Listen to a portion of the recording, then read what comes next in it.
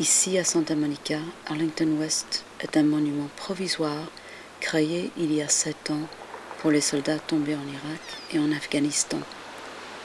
Des bénévoles et des vétérans, surtout du Vietnam, installent ce champ de croix au bord de l'océan, à côté de la jetée, où il y a une foire permanente. Le soir venu, ils le démontent, tous les dimanches. Les vieux qui ont fait la jungle dressent cet hommage aux jeunes qui ont fait le désert.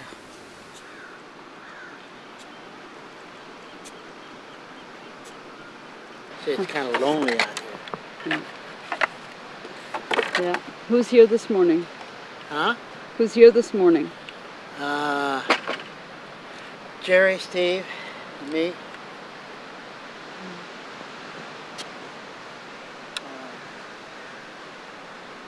You?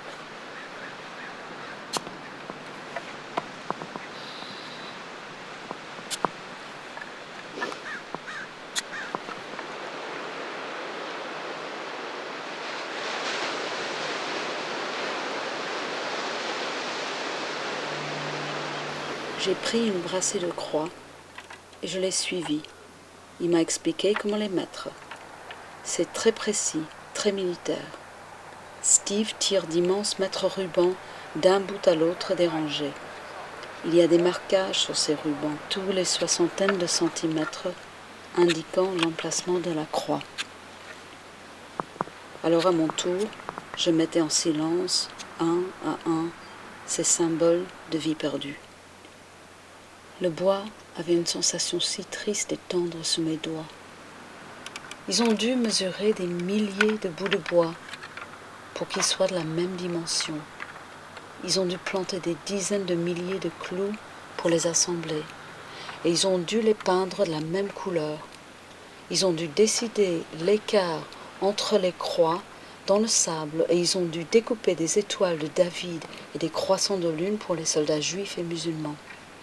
Ils ont dû déterminer la largeur des rangées et découper une raclette un peu moins large que cette distance pour lisser le sable. Tant de choses à penser quand on conçoit un cimetière démontable sur une plage.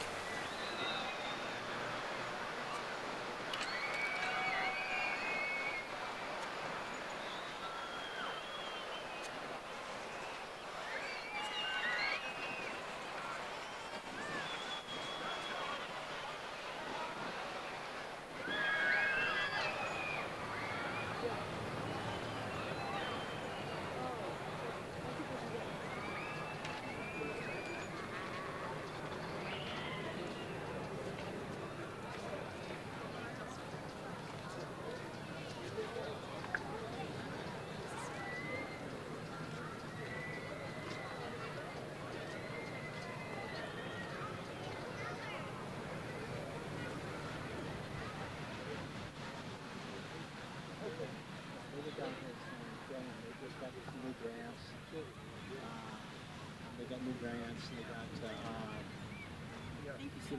they're trying to promote themselves. You know, because they are important. Because that's another page where he said. Well, let's go November 19, 2005. Can you give me the 2005? But what's the name? Michael Idanen. I with an I. Idanen, yeah. Oh, you got him like that. Yeah, well, we have him a few different ways, but there he is, and he has not been recognized. Yeah. So we don't have. So, do you want to fill out a card for him? Yeah. Yeah.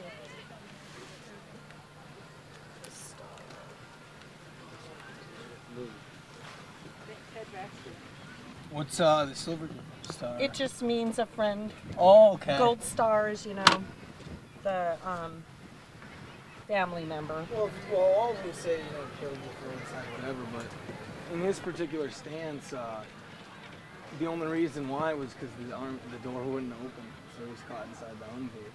But that one, they'll never write that. Right. It said the roadside bomb killed him. No, it was the door that didn't open. The door that didn't open. So bad enough.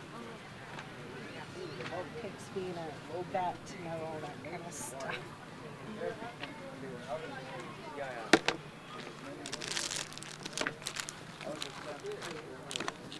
Oh, I'm sorry. I thought he was in the 101st. I'm wrong. Or first armored.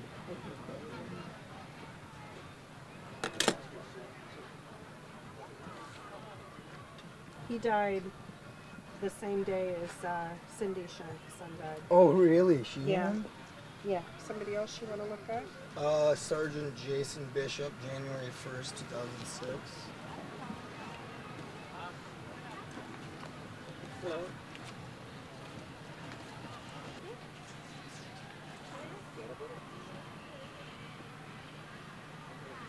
And all of these have not been remembered, so how nice you're here to do that. Yeah. He was a good friend, huh? They all were, pretty much, but...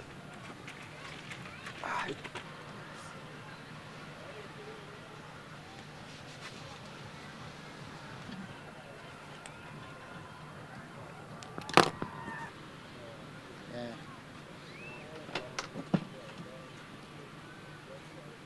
Yeah, I'm sure his wife has a real happy new year every All year. these people come down and they just scare. Tell me a little bit about him.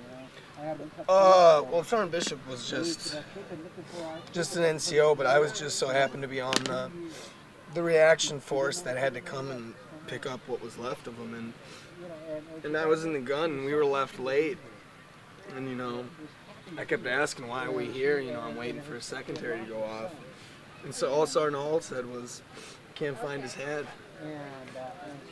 I don't know if they ever did or not, but I just remember the body bag that usually when you see is filled as a full line was just clumped, everything in the bottom like a little trash bag. Just, there was nothing. There was I mean, you can't find a head. Like, the only thing that was left in contact was what was underneath that stupid IBA.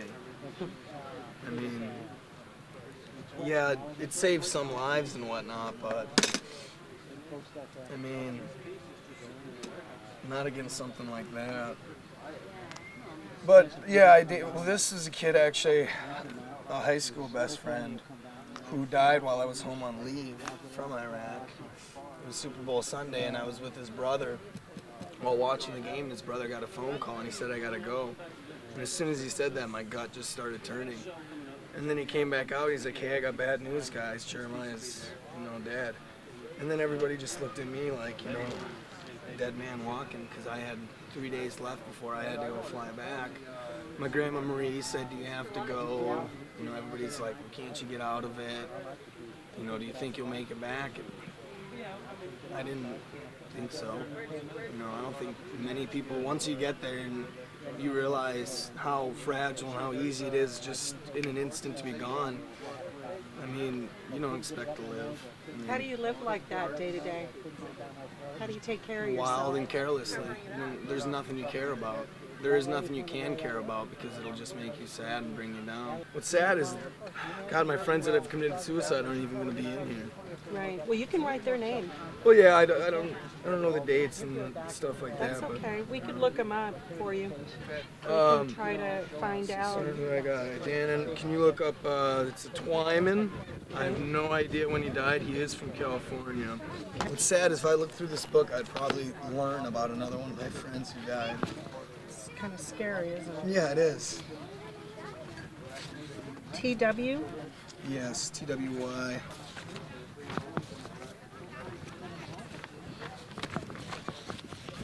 No, he's not been remembered either. Give you another card. Ramadi. Ramadi.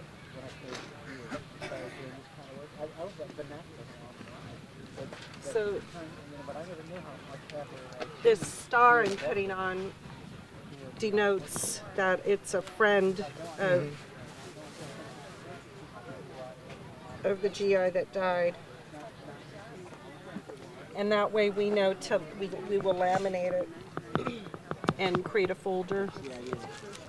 You can tell them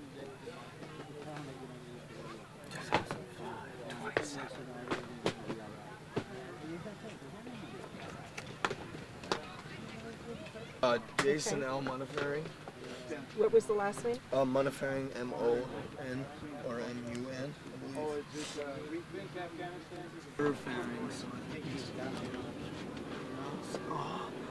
Okay, and he has been remembered also, so. It makes me happy to see that. Yeah. Really. I already forgot the number. What was it, Jason? 1432. 14.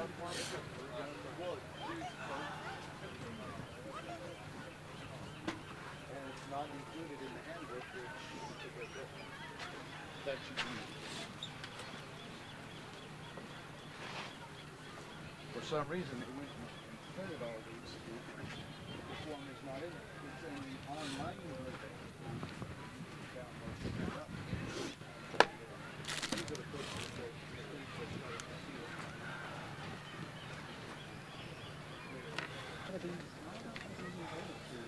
See, there's Marcus. Last name? Oh, that is his last Okay. name. 21.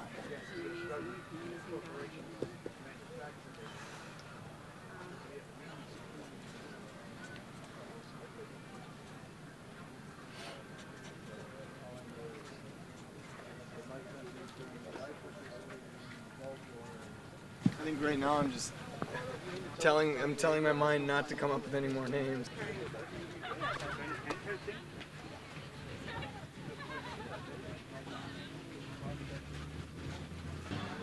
This specialist Dan and his parents, I guess, love to hear from people, but I can't bring myself to really, talk to her and say anything, I guess, because, I got to spend some of the last moments of his life with him, and I feel she should have got that privilege,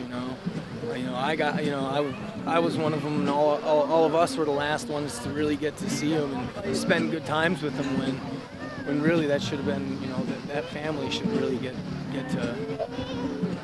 But you know how grateful she is that you were there. And that we make it back. That everybody's always so thankful, just like, oh, thank God you're back and stuff. And right away, it angers you. You're like, yeah, thank God I'm back. For what?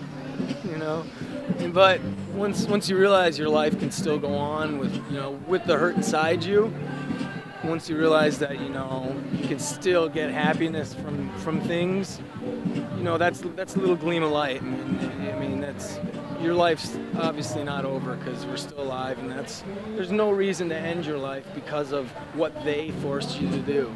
There's no reason to do that. I mean, you are a human, and if you are really beating yourself up about what we're doing as a country to Iraq, you're a kindred spirit. You are one of them. You are a real human being. Kind of gotta feel proud. That is the one thing I am proud of, is the fact that I didn't let him steal everything from me. Good for you. Yeah, Good it is. for you. It's my way of saying you tried.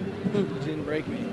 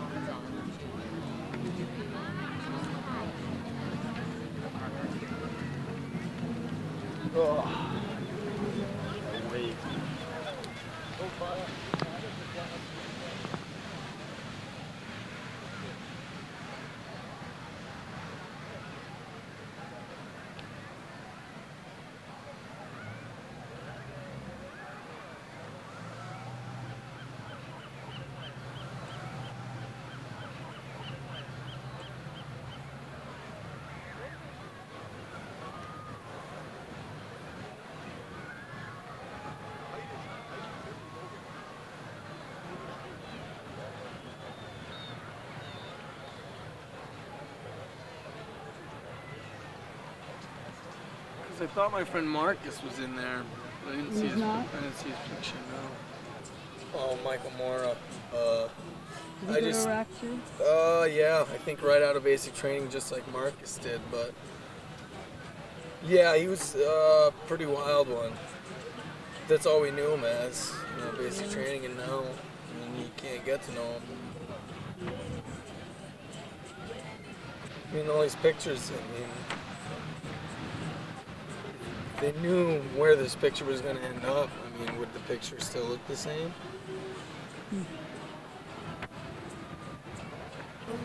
You slowly hear it. Like, I heard years after it happened, you remember Mora from Basic? Yeah, he didn't make it. That's the way it's going to be the rest of my life, They're going to ask me, hey, remember him from 2nd Platoon? Oh, yeah. He committed suicide. Oh. You have hopes in your heart that as soon as you hear the phrase, do you remember? You have hopes in your heart that you're going to hear, do you hear he owns his own business and he's doing well? But that's never the case.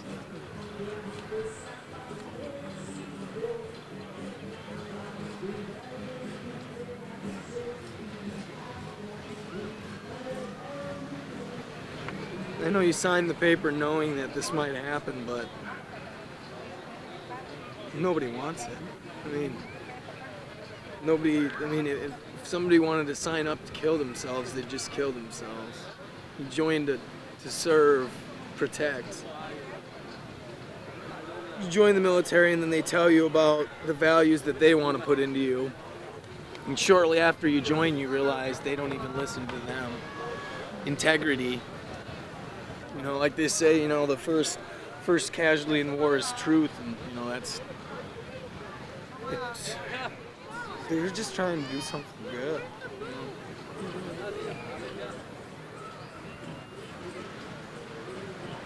Why did all these people get cheated out of the rest of their life? The ones that had kids, they have no dad. The ones who never had to have kids never got the enjoyment of being able to hold a child. The ones who have never been married, some had probably, died without being in love, I'm sure these people died, without there's a lot of things that they had on their list. I'm sure for, when I get back from Iraq, this is what I'm going to do. He didn't make it back, so you just can't let that get inside you. But when this many people are,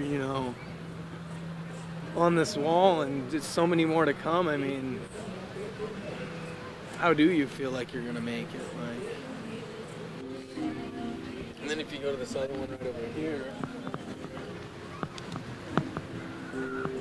this very attractive young man is Marcus, who I went to basic with. Marcus, right here. Just young. Very young, just so full of energy. He wanted to be a singer, a great voice. Really? He really did. He had everybody knew him just because he would sing, Some people would make fun of him and stuff, but he was a really, really good singer. And, that's not exactly around the Army, but I remember that very well, though. Because he'd sing everywhere he was going,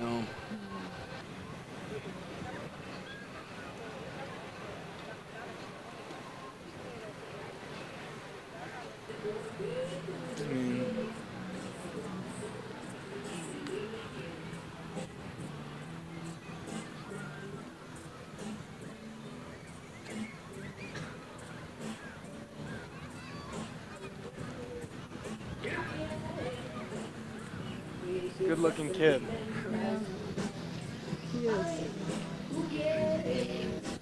Après cette journée, nous étions épuisés. Nous sommes retournés au sports bar avec Joe. Nous avons pensé que regarder le match du dimanche nous changerait les idées. Mais ça n'a pas marché. Car il ne s'agissait pas d'idées. Il s'agissait d'émotions, de notre mystérieux et profond lien les uns aux autres. Et comment le mal fait à l'un trouve son chemin vers l'autre.